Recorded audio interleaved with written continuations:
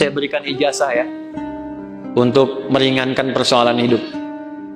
Satu, yang ini tadi, jaga rahmat Allah. Yang kedua, banyak sholawat pada Nabi. Allahumma salli ala Sayyidina Muhammad. Banyak sholawat pada Nabi. Itu orang yang sering sholawat pada Nabi, salah satu faedahnya insya Allah dimudahkan urusan hidupnya. Sholawat, banyakin sholawat. Sholawat dengan rasa cinta. Walaupun sekedar sholawat pun Allah berikan jawaban. Ini saya tanya nih, kita istighfar sendiri sama Allah, astagfirullahaladzim, dengan kita berwasilah menggunakan sholawat, kira-kira mana yang paling utama? Tapi jangan tebak-tebakan. Mana yang paling utama? Gini, dua-duanya utama. Tapi kalau kita mau dilihat mana yang paling berpotensi diterima, itu sholawat. Kenapa? Kalau kita istighfar langsung kepada Allah, ya Allah, ampuni dosa saya, bagus, langsung hubungan. Tapi Allah masih melihat ketulusan hati kita. Karena ada yang istighfarnya cuma di lisan, gak nyampe ke hatinya. Contohnya habis sholat tuh, banyak yang saya perhatikan seringkali istighfarnya di lisan aja. Astagfirullah, astagfirullah, melihat handphone, astagfirullah. Update status sambil astagfirullah itu, sambil kirim WA. Itu cuma di lisan, belum tentu diterima. Tapi kalau Anda bersolawat pada Nabi atas dasar cinta Allah kepada Nabi, walaupun Anda belum tulus sholawatnya, baru keluar dari lisan, Allahumma sholli ala Sayyidina Muhammad, tapi karena kalimat itu keluar menggunakan nama Nabi dan dengan cinta Allah kepada Nabi, dapat Anda 10 kebaikan. Apa dalilnya? Man shalla alayya sholatan wahidatan sallallahu alaihi asyra sholawat. Siapa yang sholawat kepadaku, Nabi nggak sebutkan mau sholawatnya khusyuk, mau biasa-biasa, penting keluar kalimat sholawat, maka dibalas oleh Allah 10 kebaikan. Nah, di antara kebaikan yang Allah berikan itu ada rahmat di dalamnya. Ditemukan di mana? Di Quran surah kedua, di ayat berapa? 157. Al-Baqarah ayat 157. Bunyinya bagaimana?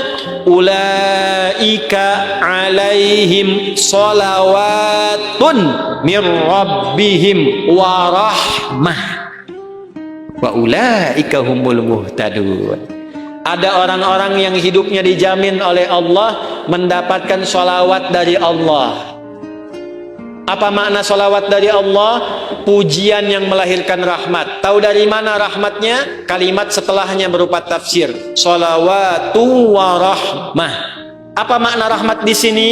Memudahkan urusan hidup. Dari mana dalilnya? Kalimat setelahnya. Wa ulaika humul muhtadun. Dan merekalah orang-orang yang dimudahkan hidupnya. Dari mana taunya kalau ini kemudahan hidup? Pada ayat sebelumnya, ayat 155 dan 156. Bagaimana bunyinya?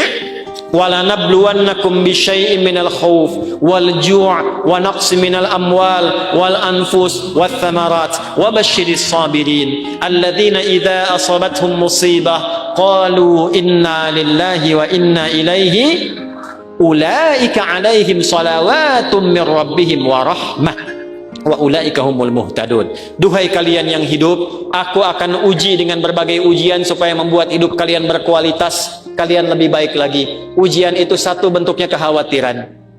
Sekarang pun ada yang khawatir kapan Ustadz selesai ngajarnya. Walju, karena saya mulai lapar. Wa naqsi minal amwal, ongkos sudah mulai berkurang. Wal anfus, ada yang sakit, ada yang meninggal. Wat thamarat, ada yang hasil kerja kerasnya dibawa orang. Wabasyiris sabirin, berbahagialah orang sabar. Bagaimana cara sabar? Alladzina idza asabathum musibah, yang kalau diuji dengan masalah ini, qalu, mereka meyakinkan pada hatinya, inna lillahi wa inna ilaihi raji'un. Ini ujian dari Allah supaya membuat saya berkualitas, dan pasti Allah kasih solusinya.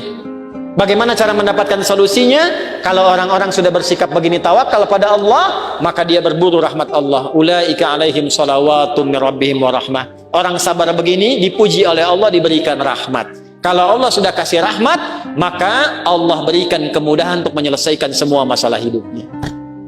Maka orang-orang yang mempraktekkan hadis ini, ar-rahimuna, orang-orang yang berkasih sayang, mempraktekkan hidup dengan rahmat, langsung otomatis dijaga oleh Allah dengan rahmatnya ini supaya dimudahkan semua urusan hidupnya.